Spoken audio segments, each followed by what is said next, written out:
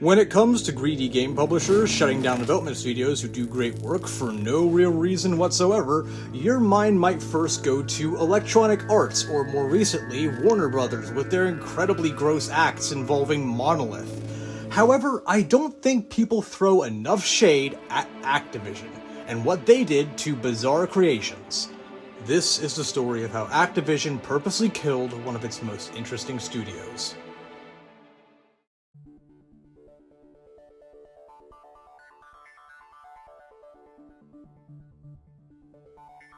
In order to understand how all this went down, we have to take a look back at the history of Bizarre Creations as a company. Founded in the UK in the late 80s, the company originally began life as Raising Hell Software and released a couple of games for systems like the Commodore 64 and Sega Mega Drive, before rebranding to Bizarre Creations in late 1994.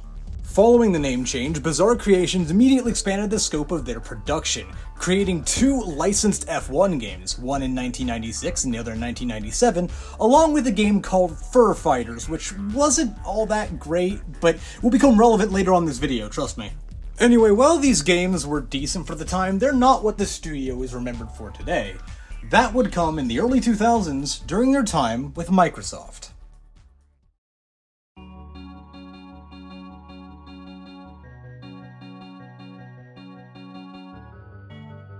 In 2001, Microsoft Game Studios purchased a minority stake in Bizarre Creations and immediately put them to work developing what would become the crowning jewel of Bizarre Creations as a studio.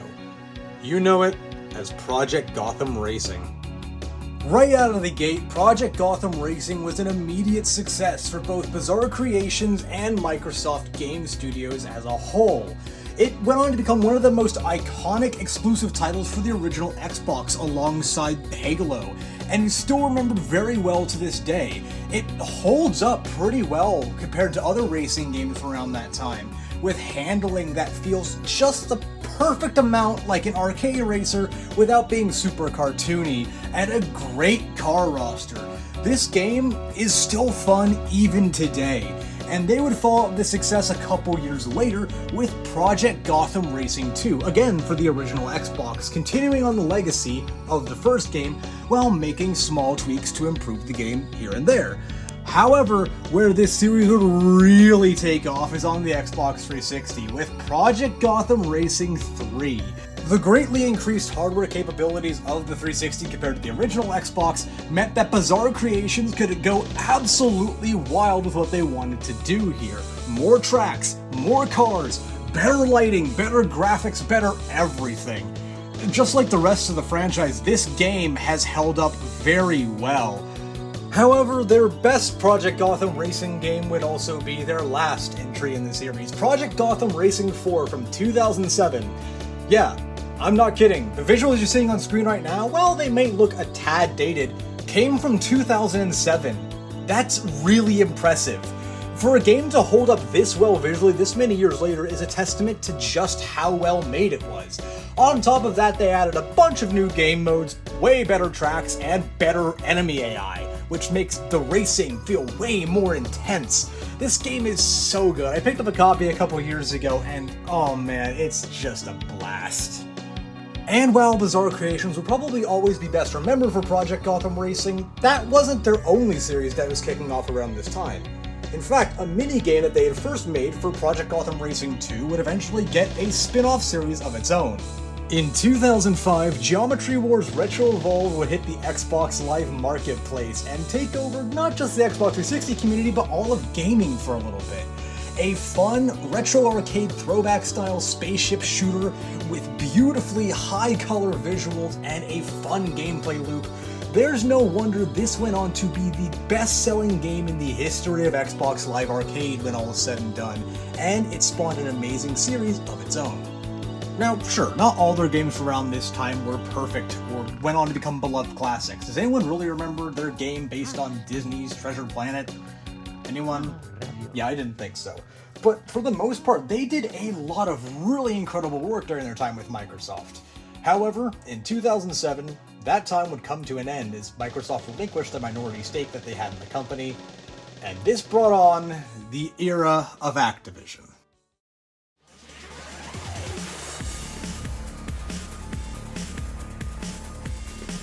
Initially, the start to the Activision-controlled era of Bizarre Creations looked incredibly promising. Sure, they no longer had the rights to make Project Gotham Racing, as that copyright had stayed with Microsoft, but they still had Geometry Wars, something that they made apparent immediately as in late 2007 they released Geometry Wars Galaxies, a Nintendo exclusive game for the Wii and DS, to, again, really positive reviews. It sold well. Well done. Then, in 2008, they would release The Club, a third-person action shooter which saw middling success. While some elements were pretty well praised, critics were largely mixed on the game as a whole, citing repetitive gameplay elements for bringing it down. But in the end, while it definitely never reached the same heights as Geometry Wars or Project Gotham Racing, it wasn't bad. Something that is interesting from around this time period, though, is that even though they were no longer owned in part by Microsoft, they were still doing some Xbox exclusives, like Geometry Wars Retro Evolved 2, which also released in 2008. Then in 2010, they would release a handful of games, starting out with Geometry Wars Touch, an iOS-exclusive version of Geometry Wars, which did pretty well, at least as far as mobile games are concerned, and would immediately follow this up by releasing Blur, a very well-received and still well-remembered racing game that was kind of a love letter to their time working on Project Gotham Racing. However, these were not the only games they released in 2010. Welcome to the beginning of the end.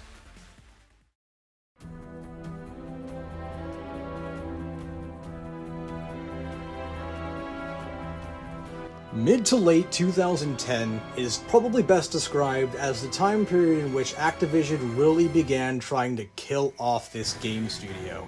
Despite churning out great games for the last couple decades and just having a pretty big hit with Blur, Activision did almost everything in its power outright of just pulling the plug to get rid of Bizarre Creations. In November of that year, Bizarre Creations would release James Bond 007 Bloodstone, a third-person shooter with its own story set right in the middle of the Activision run of Bond games. Not only is it the only Activision-published Bond game to be in third person, but it's also the only one to have a story that was not directly based on one of the movies. The game's visuals looked great for the time, and it even had a top-of-the-line voice cast, including people like Daniel Craig and Judi Dench reprising their roles from the Bond series. Critics received it very well, the gameplay being praised for its unique take on the Bond series, more emphasizing stealth and some hand-to-hand combat, combined with some really cool traversal methods and amazing set pieces for its levels. This game should have been a smash hit. So, why wasn't it? Well, here's where Activision comes in. Because while this was in fact a James Bond game released in 2010, it wasn't the only one. On November 2nd, 2010, the date of the release of 007 Bloodstone, Activision also released their remake of GoldenEye 007 for the Nintendo Wii, this time helmed by Eurocom. As if this wasn't already a bad enough strategy, all of their marketing around that time went into promoting Eurocom's GoldenEye remake. Nothing for Bloodstone. I was an active James Bond fan around that time, being 8 years old and thinking that spies are the coolest thing in the world. And I don't remember seeing a single thing around that time promoting Bloodstone, and if you look at the game's sales, despite being pretty heavily praised by a lot of people, yeah, that reflects it. There was no promotion for this game at all. Activision actively wanted Bloodstone to fail so they could blame it on Bizarre Creations and shut down the studio as a result. And in 2011, citing the poor sales of Bloodstone as a reason, that is exactly what they did.